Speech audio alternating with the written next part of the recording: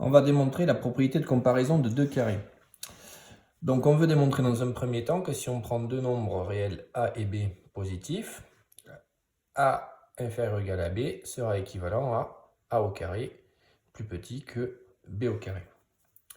La partie directe de cette équivalence est facile à démontrer. A plus petit que b impliquerait a au carré plus petit que b au carré.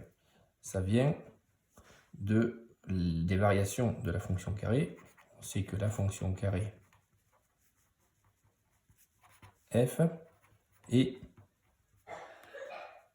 croissante sur 0 plus l'infini, donc pour des nombres positifs. Dans ce cas-là, si deux nombres positifs a et b sont classés dans cet ordre, alors on sait que f de a est inférieur ou égal à f de b. Les images sont classées dans le même ordre que les antécédents.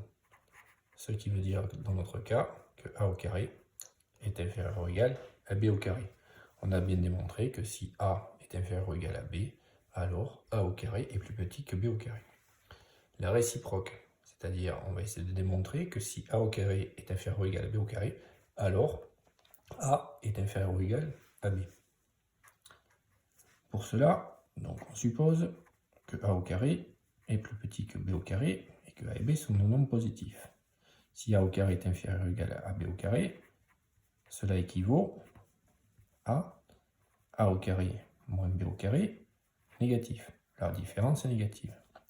Ce qui équivaut à, au passage, ce symbole, un petit égal encadré de deux flèches, veut dire équivaut à, il faut l'utiliser avec précaution.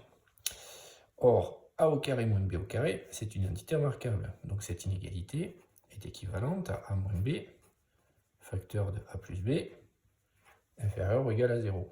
Or, a et b sont deux nombres positifs. Donc a plus b est positif. On a donc un produit de facteurs qui est globalement négatif et un des facteurs est positif. Ça implique donc forcément que le deuxième facteur, a moins b, est négatif. Et donc que a est inférieur ou égal à b. On a bien montré que si a au carré est plus petit que b au carré, alors a est plus petit que b dans le cas où a et b sont positifs. Graphiquement, ça se voit, j'ai envie de dire, mais ça ne permet pas une démonstration. Si on prend un nombre a et qu'on regarde son image par la courbe de la fonction carré, f de a, et qu'on prend un nombre b qui est plus grand que lui, par exemple ici, et qu'on regarde son image par la fonction carré, f de b, on constate bien que l'image de a est plus petite que l'image de b, c'est-à-dire a au carré plus petit que b au carré. Et réciproquement, si on prend un nombre b au carré avec b positif et un nombre a au carré avec a au positif, si a au carré est plus petit que b au carré, on constate que a est plus petit que b. C'est ce que veut dire cette propriété. On doit le démontrer maintenant dans le cas où a et b sont négatifs. Et à ce moment-là, on va démontrer que a inférieur ou égal à b équivaut cette fois-ci à a au carré supérieur ou égal à b au carré. Les carrés sont classés dans l'ordre contraire. La partie directe fonctionne toujours grâce aux variations de la fonction carré. La fonction f carré est décroissante sur moins l'infini 0. Ce qui veut dire que si a est plus petit que b, alors f de a est supérieur ou égal à f de b. Les images sont classées dans l'ordre contraire des antécédents. Ce qui veut dire dans notre cas que a au carré est supérieur ou égal à b au carré. On démontre bien que quand a est plus petit que b, alors a au carré est plus grand que b au carré, dans le cas où a et b sont négatifs. On suppose maintenant que a au carré est supérieur ou égal à b au carré. Et on va essayer de démontrer que a est forcément plus petit que b. Cela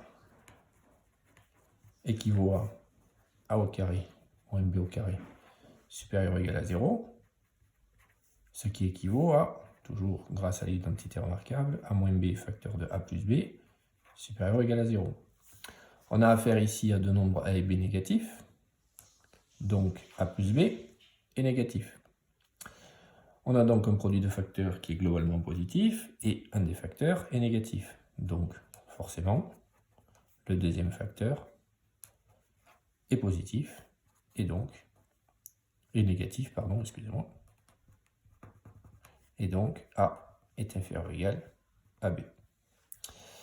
On a donc bien démontré que si A au carré était supérieur ou égal à B au carré, alors A était plus petit que B. On a fini de démontrer la propriété et on peut constater ici, uniquement dans le cas où on prendrait le carré de nombre, je ne sais pas moi, de nombre A qui serait négatif, A au carré. Par la courbe de la fonction carré, on trouverait que son antécédent A est ici. Et si on prend un nombre B ici et son carré ici, son antécédent par la fonction carré se trouverait ici. Et donc, on a bien A au carré qui serait plus grand que B au carré, mais on a bien A qui est plus petit que B.